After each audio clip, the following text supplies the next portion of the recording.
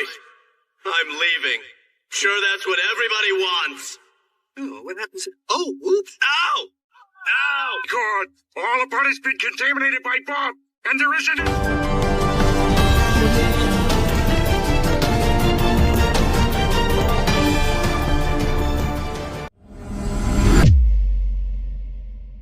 हम लोगों को पढ़ाने लिखाने के लिए अपनी माँ को जो है मजदूरी तक करना पड़ा। स्ट्रेंथ क्या है अंदर से? बच्चों का स्नेह जब मिलता है तो स्वतः ऊर्जा भर कि बच्चों का सर्वांगीण विकास कैसे हो। तो उस संदर्भ में सर मैं सुबह 6 बजे विद्यालय पे पहुंचता था। यही क्षण है जिसको आप हमेशा याद रखते हैं, भूल नहीं पाते हैं। उस समय गर्व होता है जब अभिभावकों से, गांव से जब सम्मान मिलता है, खुशी होती है सर। जब अपना बच्चा किसी ऊंचाई अच्छे मुकाम पे पहुंचता है तो उस जब सामने आता है तो लगता है कि कहीं ना कहीं हम हमारे कर्मों का कुछ बन पाया। आज हमारे बीच श्री जय प्रकाश रावत कंपोजिट विद्यालय धानापुर चंदौली से पधारे हैं। मैं आपका बहुत स्वागत करता हूं रावत जी, और आपसे बातचीत करने के लिए आपने समय दिया है, इसके लिए हम पहले ही आपके आभारी हैं, आभार व्यक्त करते हैं। आपसे बातचीत की हम शुरुआत करें। पहले आप अपने बचपन के बारे में, गांव के बारे में और जहां आपने शुरुआती पढ़ाई की, इस बारे में थोड़ा बताएंगे? सर मेरा जन्म तो धानापुर, जिसको शहीदी धरती के नाम से जानते हैं, चंदौली जनपद में स्थित है। वहाँ हमारा जन्म हुआ। और थोड़ा सा छोटा इतिहास में बताना चाहूँगा कि धानापुर सन 1942 में जब सारा देश गुलाम था, उस समय हमारा धानापुर क्षेत्र जो है 10 दिनों के लिए आज़ाद रहा। उस धरती पर मेरा जन्म हुआ। मुझे खुशी है उस धरती पर जन्म लेने का। लेकिन सर जब पारिवारिक स्थिति कहेंगे तो आर्थिक इतनी तंगी थी उस समय मेरे परिवार में कि जिसको मैं बयान नहीं कर सकता। हम लोगों को पढ़ाने लिखाने के लिए अपनी माँ को जो है मजदूरी तक करना पड़ा है। आपकी माँ ने पढ़ाया आपको? जी, बाद में हमारे पिताजी की सर्विस लगी टेलीफोन विभाग में, टेलीफोन ऑपरेटर, वहीं से हम लोग सुधरना शुरू हो गए। फिर आप पहली बार जब प्राइमरी स्कूल गए, गांव के प्राइमरी स्कूल में? जी सर। तो उन दिनों को आप याद कर सकते हैं? जरूर याद करते होंगे अपने किसी शिक्षक को या अपने स्कूल के कोई ऐसी स्मृति हो जिसको आप हमारे श्रोताओं और दर्शकों को बताना चाहें? सर 1 साल के लिए मैं जहाँ हमारे पिताजी ड्यूटी गए थे वहाँ मैं गया था बरेली में। तो वहाँ 1 साल में मेरी लैंग्वेज चेंज हो गई थी और मैं हिंदी खड़ी बोलने लगा जाके। जब पुनः गया प्राइमरी में, एक सर थे, वो बड़े नाराज हुए, कहे कि तुम अंग्रेजी बोलने आए हो यहाँ, और उन्होंने मुझे बहुत पीटा था सर। तो वहाँ एक श्री मुरलीधर यादव सर थे, उन्होंने कहा कि इस बच्चे को मैं पढ़ाऊंगा, और कक्षा 3 से 5 तक उन्होंने मेरे को पढ़ाया। वो आज भी मैं उन सर को मानता हूँ, कम से कम त्योहार को उनसे मिलने जाता हूँ। आपने पढ़ाई की, फिर गांव के स्कूल से आपने इंटरमीडिएट किया और फिर आपने ग्रेजुएशन किया, पोस्ट ग्रेजुएशन किया, फिर आपने एलएलबी की भी पढ़ाई की सर। फिर आपने कुछ दिन वकालत की। जी सर। कितने साल रहे आप वकालत में? करीब 5 से 6 साल का। फिर आपने इरादा बदल दिया? शिक्षक बनना आपकी प्राथमिकता थी या बाय चांस? नहीं सर, ऐसा था कि गांव घरों में, हमारे क्षेत्र में जो प्रतियोगिताएं होती थी, खेल कूद या सांस्कृतिक कार्यक्रम वगैरह, तो मैं उस बड़ी रुचि से उसको देखता था। और जब वहाँ हमारे शिक्षक जो थे सम्मानित होते थे बच्चों के साथ, जो विजेता बच्चे होते थे उनको जब मंच पे बुलाया जाता था पुरस्कार के लिए, तो साथ में शिक्षक को बुलाया जाता था। तो वही हमको प्रेरणा मिली कि अगर मैं भी शिक्षक होता तो इस शिक्षक की तरह जो है मैं भी स्टेज पे जाता, मुझे सम्मानित किया जाता। सर तो ये प्रेरणा वहाँ से आई? सर आपने पत्रकारिता भी की कुछ दिन? सर अखबारों में लिखा? मेरे जीवन में सर 3 उद्देश्य लेके मैं चला था सर। जब मैं ग्रेजुएशन कर रहा था तो याद नहीं है पूरी तरह कौन सी किताब थी, लेकिन मुंशी प्रेमचंद जी की एक किताब थी जिसमें पुलिस के खिलाफ पूरी कहानियों का संग्रह था कि किसी अकेली महिला को पाके कैसे उन्होंने उनके साथ दुर्व्यवहार किया, कैसे गरीब आदमी को परेशान किया, कैसे मतलब पुलिस का जो उत्पीड़न था वो मैंने उसमें पढ़ा। करीब 12 कहानियाँ का संग्रह था उसमें। तो मेरे समझ में आया कि पुलिस को हम कैसे विरोध जताएं। तो लोगों ने बताया कि अगर एक पत्रकार बनोगे तब जवाब दे पाओगे। तो मैं कुछ दिन पत्रकारिता भी किया सर। उस समय अक्षर भारत, भारत दूत और ज्ञान शिखा टाइम्स और अमर उजाला में काफ़ी दिनों रहा। फिर ये हुआ कि एक वकील भी पुलिस वकील से जो है अच्छा टॉक कर सकती है, उनका जवाब दे सकती है। तो मैंने वकालत भी किया सर। फिर सब छोड़ के आप लेकिन जुड़ाव जो है जब बच्चों को मैं देखता था तो ऐसा लगता था कि अगर मैं भी बच्चों के साथ रहता तो शायद जीवन में इससे ज़्यादा खुशी नहीं हो तो पाती। कब बने आप शिक्षक? सर हम बीएड करने के बाद आवेदन किए थे। उस समय माननीय कल्याण सिंह जी थे। तो 9/12/1999 में मेरी नियुक्ति शिक्षक बने आप। जी सर। फिर आप 8-9 साल जिस स्कूल में अभी आप पढ़ा रहे हैं वहाँ पे आपने प्रभारी प्रधानाध्यापक वहाँ सर की 5 साल मैं प्राथमिक में रहा। उसके बाद प्रमोशन हुआ। प्रमोशन के बाद मैं कंपोजिट विद्यालय डढ़ावल विकास खंड सकलिया जनपद चंदौली में गया। वहाँ हमको थोड़ा बड़े बच्चे मिले तो मेरे अंदर कुछ एक जुनून पैदा हुआ कि इन बच्चों को हर क्षेत्र में कैसे आगे ले जाएं। जैसे पढ़ाई लिखाई में सर मैं एक्स्ट्रा क्लास रोकता था बच्चों को। जैसे 3 बजे का स्कूल था तो कम से कम 4:30 बजे तक उनकी प्रतियोगी परीक्षाओं की तैयारी में मेरा मन लग गया। तो जो समझ में आता था, जो विषय मेरा था, मैं उनको पढ़ाता था। बाकी आसपास हमारे सर ये तैयारी वाले कई कोचिंग सेंटर हैं। अब मेरे संपर्क में थे, वहाँ से अतिथि टीचर के रूप में हर हफ्ते अलग अलग लोगों को मैं बुलाता था। उनके मार्गदर्शन में तैयारी होती थी। तो हमारे हर साल राष्ट्रीय आय एवं योग्यता आधारित परीक्षा में पहले साल ही 18 बच्चे आए थे सर। उसके बाद कभी 12, कभी 16, कभी 14 ऐसे हर साल आते हैं। और फिर दूसरी तरफ खेल कूद के तरफ ध्यान गया कि बच्चों का सर्वांगीण विकास कैसे हो। तो उस संदर्भ में सर मैं सुबह 6 बजे विद्यालय पर पहुंचता था। जो होनहार बच्चे थे, जो खेल में रुचि रखते थे, 6 बजे आते थे। पहले सब दौड़ कराता था, 50 मीटर, 100 मीटर, 200, 400 सब दौड़ कराता था। उसके बाद लंबी कूद, ऊंची कूद, डिस्कस, गोला थ्रो। और दोपहर में सर जब खेल का समय होता था 1 बजे के बाद तो मैं कबड्डी खो खो खिलाता था। और फिर 3 बजे से 4:30 बजे तक पढ़ाता था सर। बीच में 6 से 7 तक प्रैक्टिस कराता था बच्चों को। फिर घर जाता था, 9 किलोमीटर दूर मेरा घर है। फिर नाश्ता वगैरह करने के बाद फिर मैं 8:30 बजे आ जाता था।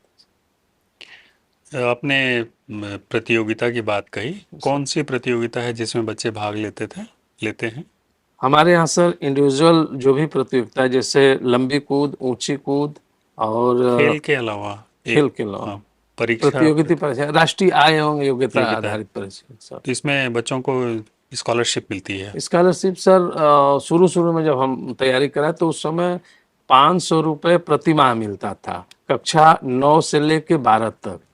तो अब क्या है, विगत 4 सालों से कि हर जो बच्चा सफल होता है उसको 1000 रुपया प्रति माह कक्षा 9 से लेकर के 12 तक मिलता है। इस प्रकार उनको 4 साल में 48,000 मिलता है सर, जो आज के दौर में गरीब बच्चों के लिए पढ़ने में आगे बढ़ने के लिए एक बड़ा सहयोगी सिद्ध बहुत महत्वपूर्ण है सर।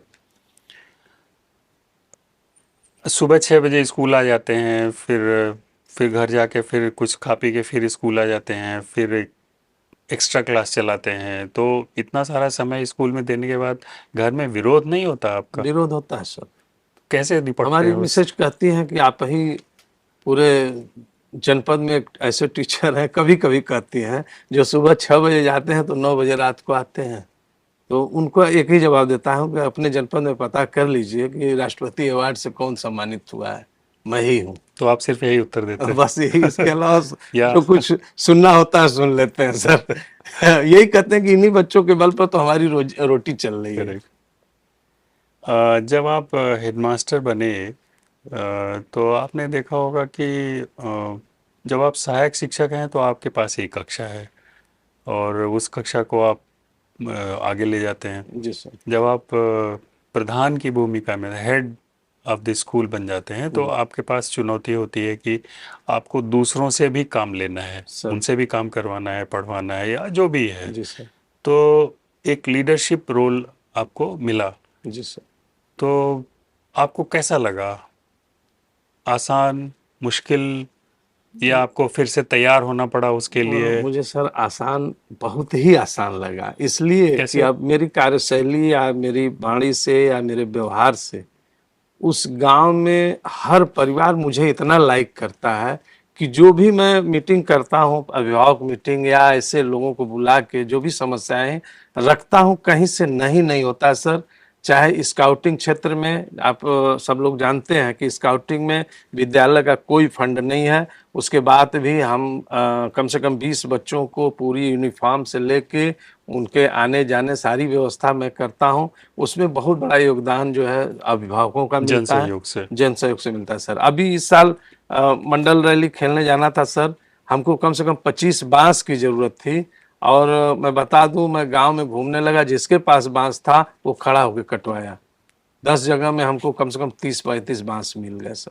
हमारे यहाँ जो स्कूल में बच्चे आते हैं, आपने खुद भी अनुभव किया है बचपन में और प्राथमिक जीवन में, कि बहुत ही ऐसे परिवार से आते हैं जहाँ कई तरह के अभाव हैं, कठिनाई है, दुश्वारियाँ हैं। जैसे बहुत आर्थिक तंगी है, या माता पिता बहुत पढ़े लिखे नहीं हैं, उनके पास समय नहीं है क्योंकि वो खुद ही जीविका कमाने में लगे हुए हैं। तो वो बच्चे जब स्कूल आते हैं तो उनकी पूरी तैयारी नहीं रहती है स्कूल में। जी सर। उनके साथ कई बार ऐसा होता है कि थोड़ा ज़्यादा मेहनत करनी पड़ती है। जी सर। जो चीज़ें बहुत सारे बच्चे सीख के आते हैं उनको नए सिरे से सब सिखाना पड़ता है। जी। तो आपको लगता है कि अगर स्कूल में पूरा प्रयास किया जाए, पूरे दिल से, मन से जी। मेहनत करी जाए, तो ऐसे बच्चों का जो वो एक नकारात्मक प्रभाव है, पृष्ठभूमि का जो प्रभाव है, जी सर। उसको हम ख़त्म कर सकते हैं, या हो जाता है वो? बिल्कुल सर। प्रयास, अब जैसे आपको मैं बताना चाहूँगा कि हम लोग कैसे ऐसे बच्चों को जो बहुत पिछड़ जाते हैं, उनको हम जो एक टीम बनाते हैं या समूह बना के जब पढ़ाते हैं, तो हम वहाँ हमारा काम आसान हो जाता है। बच्चे अपनी भाषा में, अपनी लैंग्वेज में जब उनको समझाते हैं, तो वहाँ हमारे लिए आसानी हो जाती है। बच्चों के माध्यम से, फिर अपने माध्यम से उनको हम धीरे धीरे मुख्य धारा में जोड़ने का प्रयास करते हैं। थोड़ा ज़्यादा मेहनत करनी पड़ती हाँ, है थोड़ा मेहनत करनी पड़ती है शुरुआत सर। में। जी वो सर। फिर एक बार जब वो पिकअप कर लेते हैं तो हाँ सर, कुछ तो ऐसे होते हैं नेचुरल कि उनको कितना भी अगर हम लोग पढ़ाते हैं तो वो वहाँ तक नहीं पहुँच पाते सर। कुछ दिमागी रूप से, जैसे अभी आपका दिव्यांगजनों में उन लोगों का भी नाम भेजा जा रहा है कि जो मंद सीखने बुद्धि। में कठिनाई है। जी सर। एक शिक्षक के रूप में अगर आप अपने पिछले दिनों को देखिए, तो कोई ऐसा दिन, कोई ऐसा क्षण जब आपको लगा हो कि ये यही क्षण है जिसको आप हमेशा याद रखते हैं, भूल नहीं पाते हैं? वैसे क्षण तो सर अनेक हैं। अनेकों हैं सर, किस किस की बयां करूं। और उस समय गर्व होता है जब अभिभावकों से, गांव से जब सम्मान मिलता है सर। तो जैसे हम लोग वार्षिकोत्सव करते हैं, और बताना चाहूँ पिछले ईयर 5,000 महत आया था सर वार्षिकोत्सव करने के लिए, लेकिन मेरा कम से कम 1,20,000 लगा सर। इतने व्यापक पैमाने पे? इतने माननीय कैबिनेट मंत्री अनिल राजभर जी चूंकि हमारे साथ पढ़े हैं सर, हम बीएड कर रहे थे, वो बीए कर रहे थे, तो उनको राजनीतिक गुरु हमको ही मानते हैं कहीं ना कहीं से। शुरुआती दौर में हमें उनके साथ था, तो उनको बुलाया था, तो उन्होंने कहा कि भैया क्या कर रहे हैं। हमने कहा आपका स्वागत है, कुछ कार्यक्रम कि वो वार्षिकोत्सव है।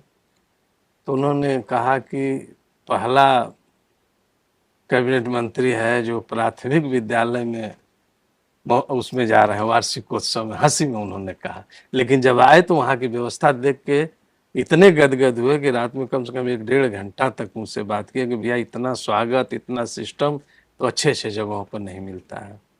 तो ये सब जब लोगों द्वारा अपनी तारीफ होती है, अपने चर्चा होती है कि जेपी रावत अच्छा सर, लगता है। अच्छा लगता है। आपने बहुत संघर्ष शुरुआती जीवन में किया है और बहुत लंबी यात्रा करके आप शिक्षक बने जी सर। और अभी भी पढ़ा रहे हैं। बस। आपको आपके काम को देख के आपको कोई अवार्ड मिला? जी सर, हमें 5 सितंबर 2017 को महामहिम राष्ट्रपति महोदय के द्वारा जो पुरस्कार मिलता है, राष्ट्रीय शिक्षक शिक्षक पुरस्कार, पुरस्कार वो मिला। वो प्राप्त हुआ सर। ये और जो वो क्षण भी सर बड़ा दूसरे तरह का था। मैं उधर राष्ट्रपति अवार्ड ले रहा था, मेरी मिसेज जो है BHU में उनका ऑपरेशन हो रहा था सर। अब वो लास्ट डेट था, डॉक्टर का कह रहा था कि इस बार अगर डेट टलेगा तो हम जो है आपको लिख देंगे कि आपकी मौत सुनिश्चित है, ये कैंसर का रूप हो रहा है। और मैं न डेट टलवा सका उधर, ये तो मेरे बस का था नहीं सर। इस बात को लेके मेरी मिसेज नाराज भी थी कि हमसे ज़्यादा महत्वपूर्ण इनको राष्ट्रपति अवार्ड। कोई ऐसा व्यक्तित्व जिसको आप याद करें और जिसने आपको शिक्षक जीवन में या शिक्षक के रूप में अपने आप को विकसित करने में महत्वपूर्ण भूमिका अदा की हो, एज ए टीचर जिसने आपको प्रभावित किया हो या सर जिससे जब आप मैं प्रेरित हो जाते जी हो? मैं जब B.Ed कर रहा था सर, तो वहाँ श्री संत कुमार त्रिपाठी जी थे, हिंदी के विभागाध्यक्ष। उनको मैंने देखा तो उनको एक आदर्श के रूप में माना। इतना बच्चों से जुड़ के रहते थे कि आज भी सर वो रिटायरमेंट हो गए हैं, आज कम से कम 77 वर्ष की उम्र हो गई है, लेकिन आज भी शिष्य उनके जाते हैं तो पूरा साष्टांग दंडवत करते हैं उनको। इतना बच्चों के साथ जुड़े, उन्हीं को आदर्श मानते हुए मैं भी प्रयास करता हूं कि अपने बच्चों से जुड़ा रहूं। आज भी सर हमारे बच्चे कक्षा 8 पास करने के बाद ग्रेजुएशन PG वगैरह करते हैं, अगर उनको पैसा वगैरह घटता है फीस वगैरह का, तो जो गरीब होते हैं अपने माँ बाप से नहीं कर पाते, आज भी मुझसे कहते हैं, मैं तुरंत देता हूँ वापसी को बिना उम्मीद किए। और हर साल कम से कम 2-4 बच्चों को तो मैं पढ़ाने का प्रयास करता हूँ सर अपनी फीस से। आप सपना देखते हैं? किस प्रकार का सर? कोई भी सपना तो सर बहुत देखते हैं। क्या सपना है आपका? अच्छे बुरे सभी आते हैं सर। क्या सपना है आपका जिसको आप सोचते हो कि नहीं, ये अगर सच हो जाए तो? ऐसा तो कुछ अभी तक समझ में नहीं आया सर। जब आप स्कूल से आप जाएंगे, जी छोड़ के जाएंगे, एक दिन सबको रिटायर होना पड़ता है, सर। जब आप छोड़ के जाएंगे तो आपको लगता है कि आपके सहयोगी, आपके गांव के लोग, हालांकि आप वहीं के आसपास के रहने वाले हैं, जी 9 या किलोमीटर आपके बच्चे आपको बहुत याद करेंगे? एक खाली जगह छूट जाएगी? सर आज के दौर में जो हम देख रहे हैं, जो शिक्षक रिटायर हो रहे हैं, उनको विभाग के अन्य जो उनके जो सहयोगी साथी होते हैं, वो भी किसी उत्सव या महोत्सव में नहीं बुलाते हैं स्कूल। लेकिन हमको जहाँ तक विश्वास है सर लोग बुलाएंगे। कि मेरे बच्चे जो हैं आज कम से कम कितने नौकरी में भी चले गए, करीब 21-22 साल से मैं वहाँ हूँ, जो नौकरी में चले गए हैं उतरते हैं तो सर कम से कम आधा किलो 1 किलो मीठा लेके पहले आते हैं, मुझसे आशीर्वाद लेते हैं, उसके बाद घर जाते हैं। आप मिस करेंगे अपने स्कूल को? तो मिस तो करे करेंगे। सर जी, मिस हम सोचे कि नहीं, वहाँ से जब हम काम करते हैं तो बहुत सारे लोग हमारा समर्थन भी करते हैं, हमारे विचारों का, हमारे कामकाज का। बहुत सारे लोग होते हैं न्यूट्रल रहते हैं, देखते रहते हैं, अच्छा ठीक है देखते हैं क्या कर रहे हैं ये। आपके स्कूल में करीब 500 बच्चे हैं, करीब 12 लोग हैं जिसमें अनुदेशक और शिक्षा मित्र मिला के, सहायक शिक्षक मिला के, तो इतनी बड़ी टीम है। और आपने काफ़ी समय तक वहाँ पे प्रधानाध्यापक की भी भूमिका को निर्वाह किया है। सर। तो आपको कभी ऐसा नहीं लगा कि कुछ लोग हैं जो आपके विरोध की भूमिका में हैं, ऐसा क्यों हो रहा है, ऐसा क्यों हो रहा है? आप उनको कैसे हैंडल करते हैं? थोड़ा सा सर जब से कंपोजिट हुआ है थोड़ी सी दिक्कतें आती हैं। जो प्राथमिक स्तर के टीचर हैं उनके अंदर स्वतः सोचते हैं कि हम प्राथमिक के हैं, जबकि हम जोड़ के चलना चाहते हैं। अगर ऐसी कोई समस्या आती है, कहीं ना कहीं इंसान है तो एक दूसरे से कष्ट पहुंचता होगा किसी बात को लेकर, तो ऐसी स्थिति में मैं एक आकस्मिक मीटिंग रखता हूँ और उसमें सारी लोगों की समस्याओं को सुनता हूँ और उसको निवारण करने का कोशिश करता हूँ और लोगों को संतुष्ट भी कर देता हूँ। आपने कभी विचार किया है कि आपकी सबसे बड़ी ताकत, स्ट्रेंथ क्या है अंदर से? स्वयं की ऊर्जा अपने समझते हैं सर, आत्मबल। कहाँ से आती है वो ऊर्जा? वो समाज से मिलती है, समाज से मिलती बच्चों से, अपने बच्चों से मिलती है। बच्चों का स्नेह जब मिलता है तो स्वतः ऊर्जा भर जाता है। है। और जानकारी के लिए, सूचना के लिए, ज्ञान के लिए या कुछ नया सीखने के लिए कोई ऐसा व्यक्ति है आपके जीवन में जिससे आप कभी सलाह मशविरा करते हो, पूछते हो? जैसे होता है ना कि अब किससे पूछें, तो ऐसे कोई व्यक्ति? एक हमसे सीनियर हैं सर, इस साल रिटायर्ड होंगे, श्री चंद्रशेखर आज़ाद जी।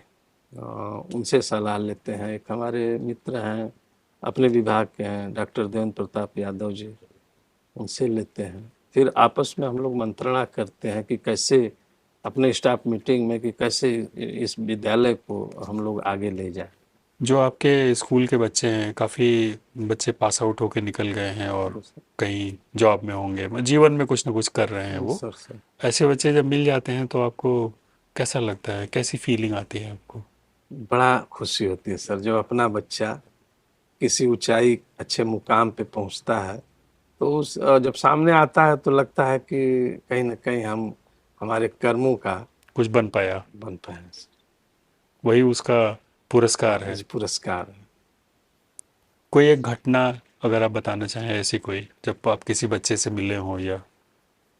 एक संगीता नाम की लड़की थी सर, पहले उसके पिता गुजर गए प्राथमिक में जब थी, और जब हमारे यहाँ 6 में एडमिशन की तो उसकी माता भी गुजर गई। अब वो अनाथ सी हो गई, बगल में उसके चाचा लगते थे, वो पाल रहे थे। महीनों तक जब विद्यालय नहीं आई तो मैं उसके घर गया और सारी स्थिति समझा। लोगों ने बताया कि अब इसका खर्च कौन देगा। मैंने कहा कि ये अभी तो कक्षा 6 में है, ये जितना पढ़ेगी, जितना लगेगा वो मेरे तरफ से रहेगा, और जो भी परेशानी हो, अगर घर में कोई प्रॉब्लम है तो बताइए। तो घर का प्रॉब्लम कोई विशेष नहीं था, वही था कि इसको कौन पढ़ाएगा। गया के परिजनों को मैंने समझाया, उसके बाद वो रेगुलर लड़की हुई सर। उसके बाद बहुत अच्छा वो लड़की आगे पढ़ाई की। आपको लगता है कि आप जो कोशिश कर रहे हैं पिछले इतने वर्षों से, तो आप उसमें सफल हुए? Yes sir. पूरा सर कुछ शेष या कुछ अभी ऐसी कामना है कि नहीं, ये अगर और हो जाता तो और अच्छा रहता? कुछ संसाधनों की कमी हम लोगों के यहाँ सर, जैसे हमारे यहाँ ग्राउंड नहीं है और कोई ऐसा हाल नहीं है जिसमें हम लोग सारे बच्चों को बिठा सके। तो भौतिक संसाधनों की कमी है। फिर भी हम लोग कहीं बगीचे में जाके, कहीं इधर जाके बच्चों की तैयारी कराते हैं। अब वो जैसे बारिश होने लगा तो प्रेयर की समस्या हो जाती है हमारे यहाँ, तब बीच में हम लोग खड़े हो जाते हैं, बीच से सावधान विश्राम या कौशन बोलते हैं। अब बच्चे हर कमरों में करते हैं। संसाधन की थोड़ा कमी है। सरकार द्वारा तो प्रयास बहुत ही सराहनीय हुआ है सर, कि हर तरह से जितने भी विद्यालय हैं उसको सजाने का प्रयास किया गया है, लेकिन अभी भी थोड़ा सा ग्रामीण क्षेत्रों में कमियां हैं सर।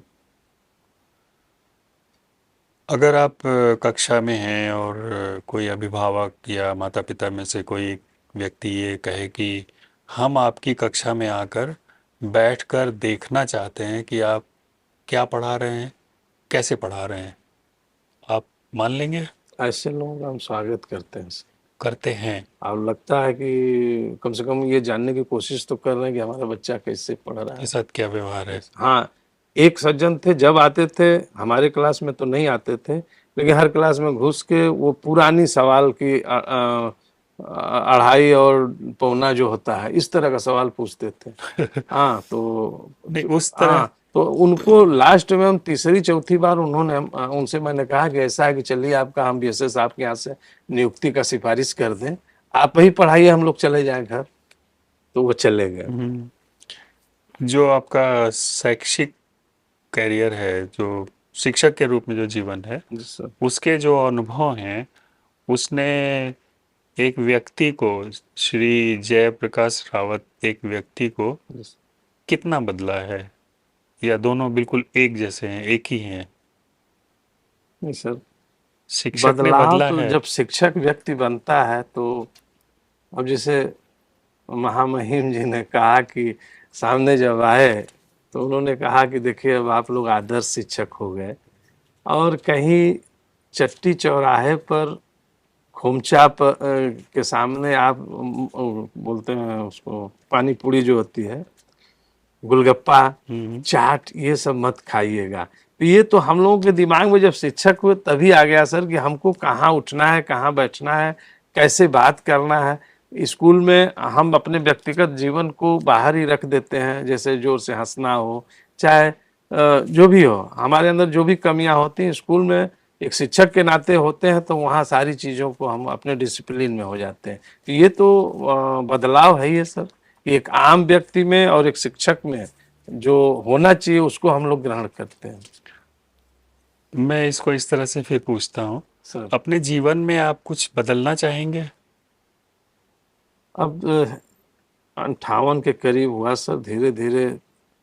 नहीं, अगर दोबारा आपको चांस मिले, मतलब ऐसा मौका आए कि आप इसमें से कुछ बदलाव कर सकते हैं, तो क्या बदलना चाहेंगे? ऐसी कोई चीज़ है, ऐसी कोई बात है? बदलना सर, हमारे ग्रामीण क्षेत्रों में अभिभावकों की रुचि बहुत कम है अपने अंदर। अपने अंदर सर।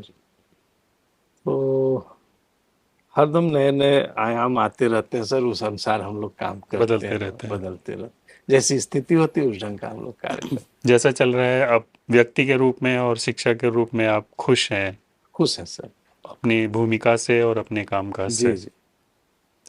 शिक्षा में खास करके पिछले 6-7 वर्षों में बहुत सारे प्रयास हुए हैं। आपने भी कहा है कि नहीं, बहुत प्रयास किया जा रहा है, जी परिवेश बहुत अच्छा बनाया जा रहा है, पढ़ाई के तरीके में बदलाव के लिए बहुत तरह के उपाय किए जा रहे हैं, जी बहुत सारे संसाधन दिए जा रहे हैं, जी उनको आपने भी अंडरलाइन किया है। जी। इसके अलावा अगर आप कोई एक सुझाव, कोई एक आइडिया देना चाहें कि नहीं ये अगर किया जाए तो और अच्छा होगा? सर सरकार द्वारा संसाधन तो बहुत उपलब्ध कराया जा रहा है, जैसे कंप्यूटर है, टैबलेट है, बड़ी बड़ी एलईडी टीवियां हैं, सारी चीज़ें, लेकिन उसके सुरक्षा का कोई इंतजाम नहीं। अक्सर हमारे क्षेत्र में स्कूलों को निशाना बना के चोरियां हो रही हैं। उस स्थिति में एक शिक्षक जो है, जैसे ही मन उसका आगे बढ़ रहा है, जैसे ही चोरियां हो जा रही हैं, जैसे हमारे स्कूल में 5-6 बैटरी, 2 इन्वर्टर, कंप्यूटर एक दिन पूरा ताला तोड़ के उठा ले गए लोग। अब मैं वहीं से मेरे अंदर निराशा हुई, फिर धीरे धीरे करके मैं इन्वर्टर वगैरह उस समय दुकान से उठा लाया, धीरे धीरे उसका पैसा दिया। तो कहीं ना कहीं ये कमजोरियां हैं। अगर हमको जो व्यवस्था दी जा रही है उसको सुरक्षात्मक ढंग से किस प्रकार रखा जाए, ये भी मायने रखता है सर। कोई आइडिया जो आप शिक्षा में लागू करना चाहें, अगर आपको इसकी इसकी स्वतंत्रता हो कि नहीं आप इसको कर सकते हैं अपने स्कूल लेवल पे? जो भी संस्था का प्रधान है सर, उस पर निर्भर करता है। हम प्रधानाध्यापकों से यही अपील करेंगे कि अपने सहयोगियों को, जो नई नई व्यवस्थाएं शासन से आ रही हैं या जो शोध करके जा रहे हैं, उसको पहले स्वयं ग्रहण करें, उसके बाद अपने सहयोगी शिक्षकों के साथ बच्चों को उसको ग्रहण कराएं। आप अपने स्कूल को अगर आज से 5 साल बाद, 10 साल बाद देखते हैं ये यहाँ पहुँच जाए, तो कहाँ देखते हैं आप? सोच तो बड़ी ऊंची है सर। बताइए। हाँ, कि कम से कम हमारा विद्यालय, कम से कम ऐसे हमारे पास 50 से 100 के बीच बच्चे हों जो सरकारी जॉब में हों, अच्छे जगह पर हों, ताकि जो भी हम विद्यालय को देखना चाहते हैं, एक उनका आदर्श रूप में प्रस्तुत करके किसी प्राचीन छात्रों की मीटिंग करके, जैसे हम लोग करते हैं, साल में एक बार करते हैं सर, तो वहाँ उदाहरण दें कि ये विद्यालय ऐसा है, आप लोग भी बने, सारे बच्चों को वहीं बताया जाए मॉडल की तरह। मॉडल की तरह से।